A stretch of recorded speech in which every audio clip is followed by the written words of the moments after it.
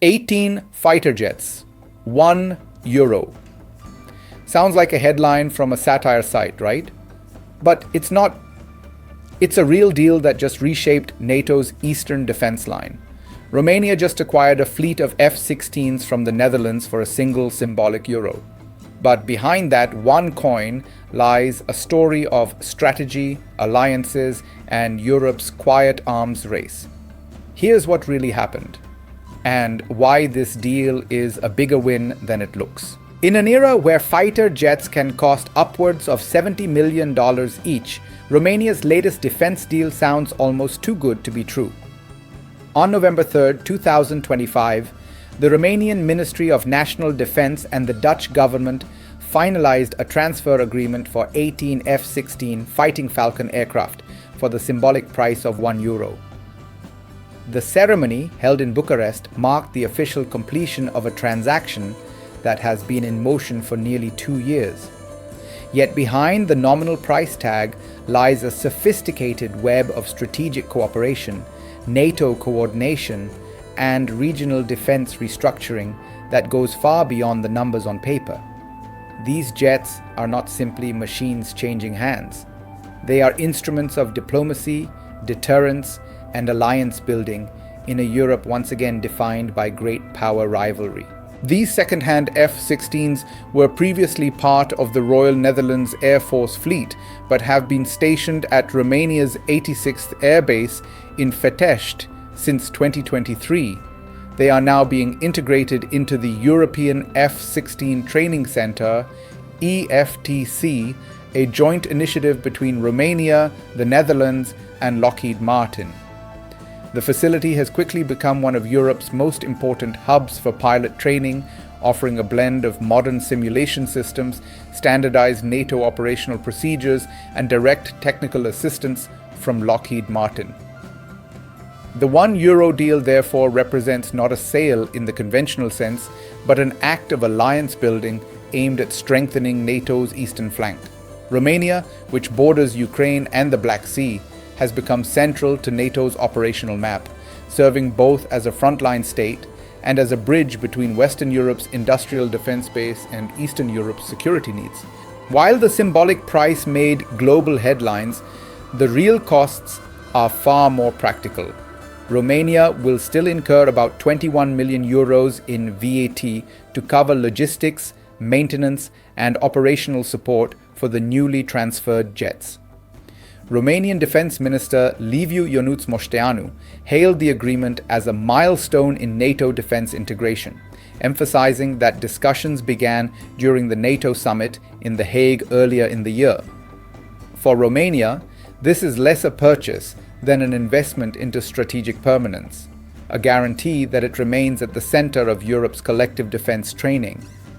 As Moșteanu noted, the acquisition will not only expand Romania's operational air capability, but will also ensure that the European F-16 training center remains active and relevant in the years ahead.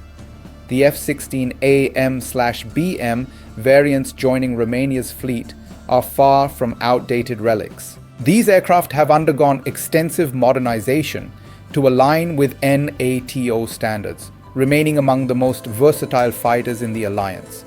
With an engine thrust of 23,830 pounds-force, a top speed of Mach 2.0, and a payload capacity of 7,700 kilograms, the F-16 remains a proven platform capable of performing both defensive and tactical missions. The single-seat F-16AM has a combat radius of roughly 550 kilometers, while the twin-seat F-16BM covers about 450. With this latest transfer, Romania's fleet now totals 67 F-16, sourced from Portugal, Norway, and the Netherlands.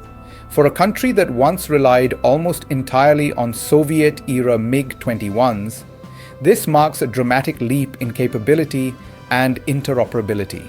At the core of this transformation is the European F-16 Training Center in Fetești, a facility that symbolizes NATO's new model of cooperative defense.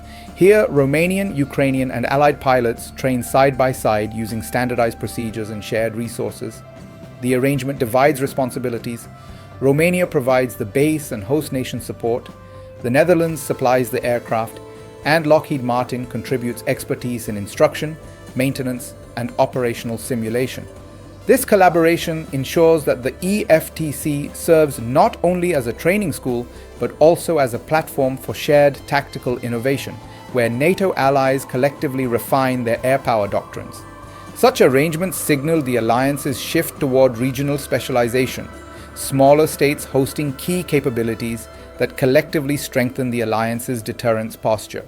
Perhaps the most notable beneficiaries of this cooperation are Ukrainian pilots. Since 2024, they have been training at Fetești to transition from Soviet-era aircraft such as the MiG-29 and Su-27 to Western F-16 platforms. This training is essential as Ukraine prepares to integrate 87 F-16 jets pledged by Denmark, Norway, Belgium, and the Netherlands. For Kyiv, the EFTC represents a bridge not only to modern air power but also to NATO standard operations. Though Ukraine is not a formal member of the alliance, the training process effectively binds its air force into NATO's ecosystem, creating what analysts call a functional integration. It strengthens deterrence while allowing Western nations to support Ukraine's defense within carefully managed diplomatic boundaries. The €1 price tag, symbolic though it may be, fits a pattern of allied solidarity within NATO. It is reminiscent of Germany's decision in the early 2000s to transfer MiG-29s to Poland for a similar token amount, a gesture designed to strengthen post-Cold War defense ties.